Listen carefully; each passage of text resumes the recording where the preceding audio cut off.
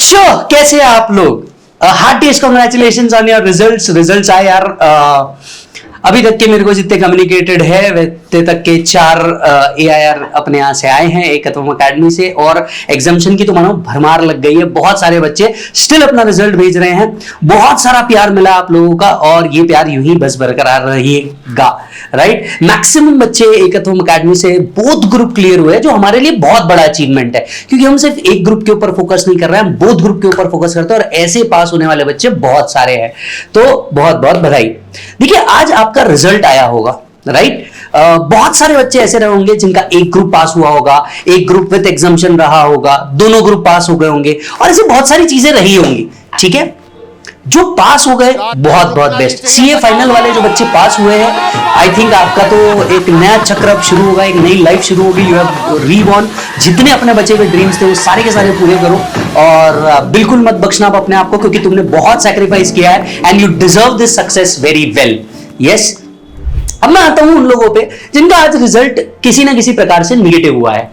Sir अगर आपका result negative भी हुआ है ना, तो मैं आपसे कहूंगा कि इट्स ओके, ठीक है। मैं बहुत ज्यादा बिलीव करता हूं मोटिवेशन पे भी और कर्मा पे भी, ठीक है। आपका रिजल्ट अगर निगेटिव हुआ है तो आज आपको कुछ 5 से 6 चीजें हैं जो करनी चाहिए और आज से थॉट देना चाहिए। पहला, मैं उन बच्चों के बारे में बोलना चाहूंगा जिनका एज काफी हो चुका है और नंबर ऑफ अटेम्प्ट्स भी काफी हो चुके हैं।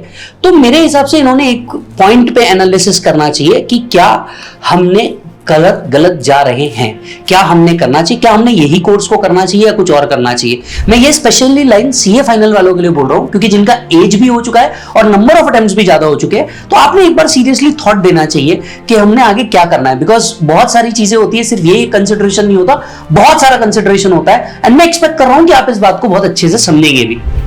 दूसरा, आज कोई डिसीजन ना ले कि मैं सीए करूंगा या मैं सीए नहीं करूंगा। आज कोई डिसीजन ना ले, आप सिर्फ एक काम करें, आज सिर्फ अपने आप को रिलैक्स करने की कोशिश करें। देख, जो रिजल्ट आना था आ गया, जो पास फेल होना था हो गया। अभी तो इसके अंदर में कुछ नहीं कर सकता, ये तो एकदम फैक्ट बात है कि नहीं है, ये एकदम फैक्ट बात है। तो तू इसके अंदर में अगर कुछ नहीं कर सकता ना, तो सबसे पहले अपने आप को बस शांत कर ले। यस, जो हो गया, जो होना था हो गया। वापस करना है या नहीं, आज करना है या नहीं, ये डिसीजन कर लेंगे अपन, ठीक है। दूसरा, जो बच्चे क्लियर नहीं हो पाए, वो एक बात सबसे पहले देखिए कि आप कहां गलती हुई। जैसे कई बच्चों की मैं आपको गलती बताता हूं, कई बच्चों का चॉइस ऑफ टीचर सिलेक्शन गलत हुआ, कई बच्चों ने टीचर एकदम सही सिलेक्ट किया, बट सिचुएशन ये है कि उनके लेक्चर ही कंप्लीट नहीं होते और इनकम्प्लीट लेक्चर्स के साथ उन्होंने लेक्चर दिया। तीसरा ये था कि लेक्चर्स हुआ था, सब सही हुआ था, समझ में भी आया था, पर विदाउट प्रैक्टिस आप लोगों ने क्या कर दिया, एग्जाम दे दिया। चौथे वो लोग थे जिन्होंने प्रैक्टिस भी की थी, लेकिन पेपर के अंदर में जाके गड़बड़ क्रिएट हो गई। कई कैटेगरी तो ऐसी भी है, वो वाले बच्चे जिनका 10 या 15 मार्क्स से क्या रहा है, रह गया है, and they are thinking of a rechecking of the paper. Well honestly speaking, coming up to this rechecking वाला पॉइंट, मुझे ऐसा लगता है कि देखिए, अगर 5 मार्क या 7 मार्क तक का डिफरेंस है ना, तब आप रीचेकिंग में जाइए, अदरवाइज रीचेकिंग में मत जाइए। ये मेरा पर्सनल ओपिनियन है, हालांकि बहुत सारे लोग इस पर अपना अलग ओपिनियन दे सकते हैं, क्योंकि क्या होता है ना सर, सीए इंस्टीट्यूट है, यहां पे 5 मार्क भी एक बहुत बड़ा मार्क होता है। तो यहां पे आप अननेसेसरी डालेंगे, एक अननेसेसरी होप वापस लगाएंगे। मैं कहूंगा कि आपको रीचेकिंग डालना है, आप डाल दो, बिल्कुल डाल दो, लेकिन आपने बिल्कुल कल से पढ़ाई चालू कर देनी है। If you make a decision कि यार हम लोग को आगे बढ़ना है, तो हमने बिल्कुल चालू कर देनी चाहिए। यस, बिल्कुल पढ़ाई चालू कर देनी चाहिए विदाउट एनी होप कि वो आएगा। मतलब मुझे बिल्कुल एक्सपेक्टेड नहीं है, मैं ये मान के चलता हूं कि यार मैं रीचेकिंग में डाल रहा हूं, मतलब मेरे को एक्सपेक्टेशन थी, समहाउ फुलफिल नहीं हुई। अब यहां से हमें क्या करना चाहिए? सबसे पहली चीज हम लोगों को क्या करना चाहिए, अगर आपको ऐसा लगता है तो आप फैकल्टी चेंज कीजिए। अगर आपके पहले फैकल्टी के ऊपर आपको कॉन्फिडेंस नहीं है, आप फैकल्टी बिल्कुल चेंज कीजिए, चाहे वो मैं हो, चाहे वो कोई भी हो, एनीवन, आपने फैकल्टी चेंज करना चाहिए। दूसरा, आपने ये देखना चाहिए कि नोट्स कंप्लीट है क्या। एक डीप एनालिसिस आपको यहां पे बहुत ज्यादा जरूरी हो जाएगा कि कौन सा सब्जेक्ट ऐसा है जिसके अंदर में मेरा एफर्ट्स ज्यादा लगने चाहिए।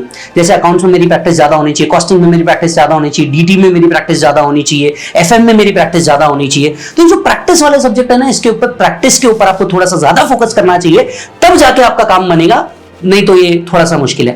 तीसरी चीज जो आपको करनी है वो है टेस्ट सीरीज। इस बार आपको पोर्शन वाइज टेस्ट सीरीज पे जाना चाहिए। अगर आपको 2 से ज्यादा अटेम्प्ट हो चुके हैं तो अगर आपको 2 से ज्यादा अटेम्प्ट हो चुके हैं ना, तो मुझे लगता है आपने पोर्शन वाइज टेस्ट सीरीज पे जाना चाहिए और स्ट्रिक्ट स्ट्रिक्टली एडहर करना चाहिए उस पोर्शन वाइज टेस्ट सीरीज के ऊपर, क्योंकि ये वो पोर्शन वाइज टेस्ट सीरीज ही है जो आपके मल्टीपल अटेम्प्ट्स के जो डर है ना ये दूर करेगी और आपको इंश्योर करेगी कि नहीं यार मेरे को आता है, ये सब्जेक्ट बहुत अच्छे से आता है।